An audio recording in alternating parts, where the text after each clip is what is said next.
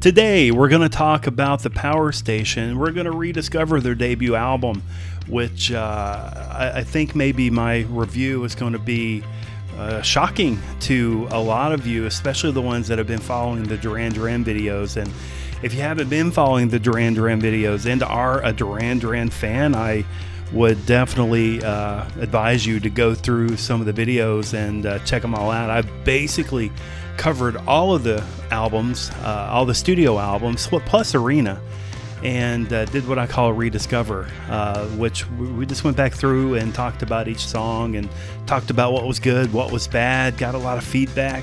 I think it went really well, so if you want to go back and look at those, they're definitely there for you. But again, today we're going to rediscover the Power Station. This is their album. It came out in 1985.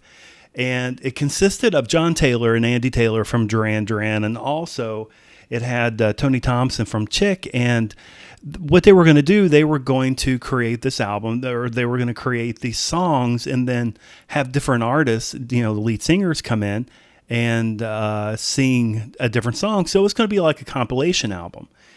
And they invited people like Mick Jagger, they had Billy Idol, they had several other people, but also they invited Robert Palmer. Robert Palmer was going to record Communication, which was actually their third single off this album. It went so well, he actually heard that they were going to do Bang a Gong and wanted to go ahead and cover that song as well. Just run through it and just, have some fun. And that went well as well. So they decided, you know what? I think we just have a lead singer to the band, so let's do this. You may be a little shocked about my opinion about this album, and I'm actually a little shocked too, because I remember when this came out, Bang a Gong was the single, Some Like It Hot was another single, and those are really the two songs that sold this album and made it do as well as it did.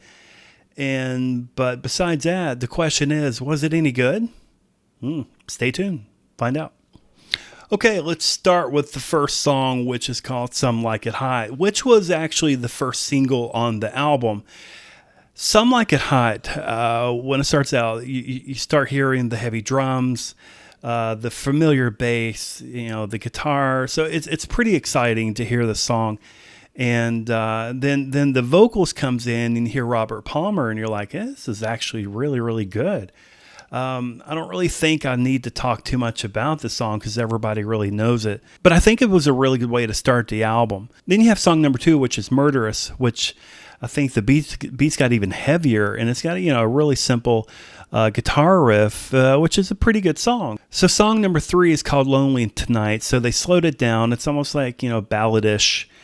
That I think the solo was a little too simple for someone who was escaping the clutches of Duran Duran and wanted to, have this freedom to do whatever. Andy Taylor, I just thought was not really performing to the level I thought he would. Yeah, the solo was just way too simple.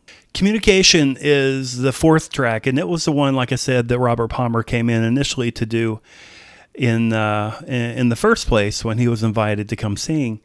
And this was the 3rd single, which I don't remember this being released, so I don't think it really did a lot.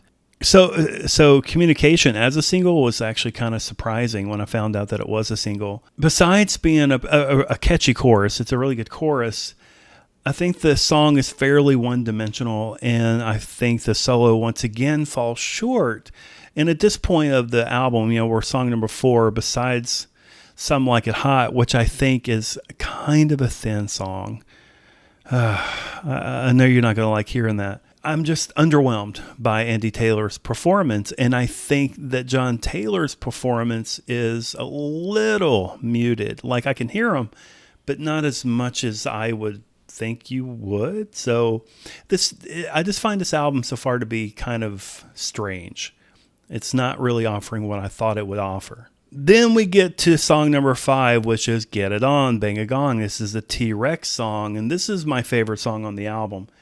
Everybody knows this song really well. This song, it was just an absolute monster. And it sounds like they really took a lot of time to produce it. I mean, I know it was already a song, but I think songs that are already created, that are covered by other bands, can actually be kind of difficult for them to cover.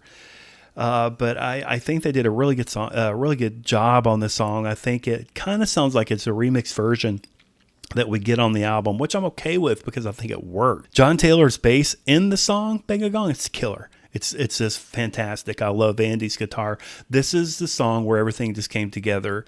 And if the rest of the album sounded like this song, this would have been a fantastic album, but it didn't. Song number 6 is called Go to Zero. Go to Zero is almost a 5-minute song, and it's quite redundant. And the verse is, I think that's where all the redundancy is. And the chorus, I think, kind of falls flat as well. Go to Zero is definitely not one of my favorite songs on here. And I just, the solo is really not that good. I don't know why they would stretch out a song that was as one-dimensional as Go to Zero is to 5 minutes. So I don't know if I've ever listened to the whole entire song until I had to, listen to the song for this review. Definitely not a good song.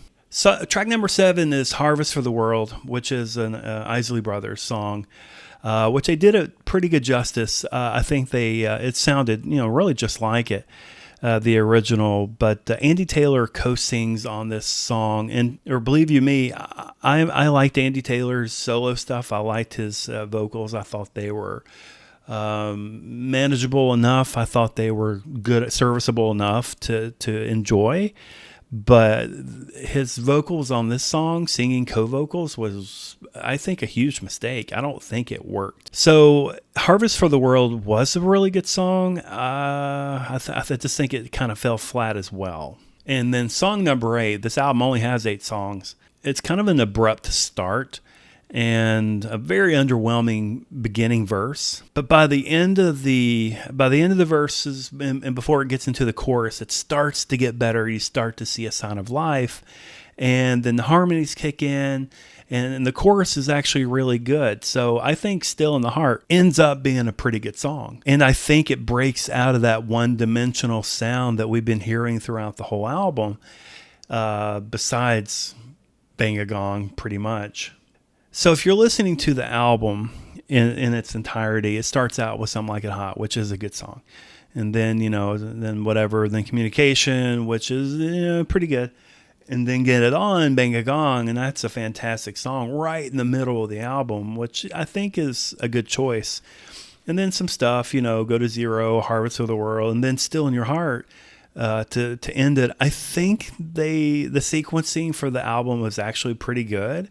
I just think the content within itself wasn't so good. So my opinion on this album is it was underwhelming, except for a few parts.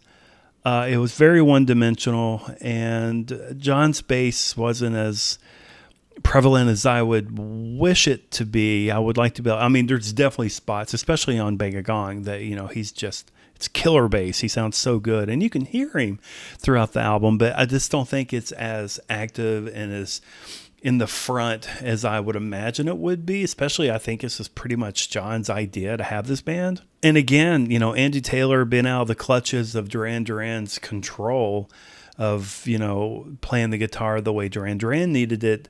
I found him to be quite underwhelming. He's a good guitarist. He plays fine.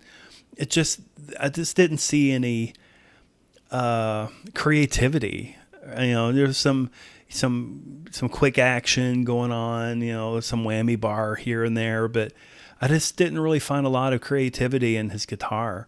So for all you that bitch all the time about, let him go, he's not in the band anymore, it's not that I'm a big Andy fan.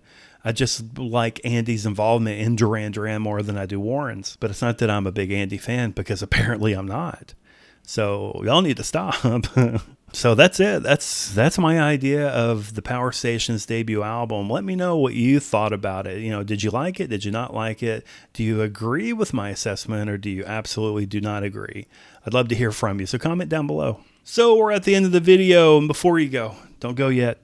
Subscribe, do all those things. You know how to do it. You know what to do. It's helpful. It's helpful if you subscribe and watch the videos and participate.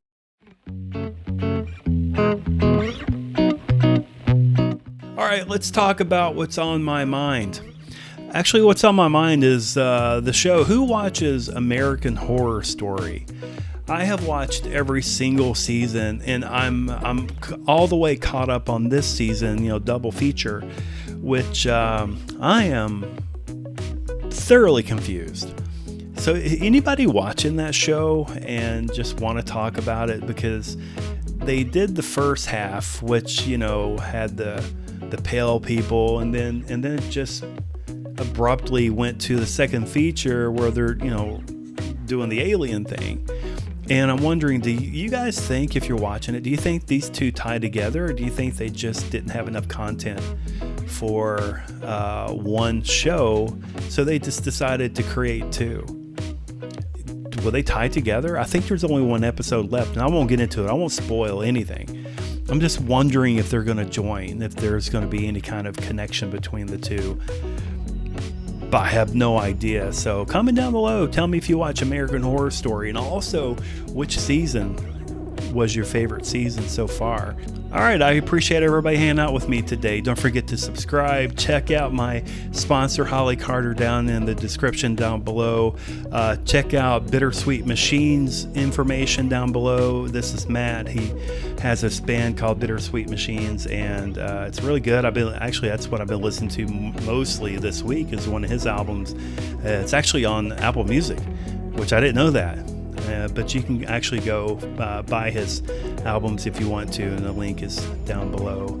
But you can follow me on Instagram at RedMugMusic. You can also follow me on Twitter at RedMugMusic as well. Subscribe, all that cool, fun stuff. Share it. Tell everybody about it. I would appreciate it. And that's it. All right, thanks. See you guys next week.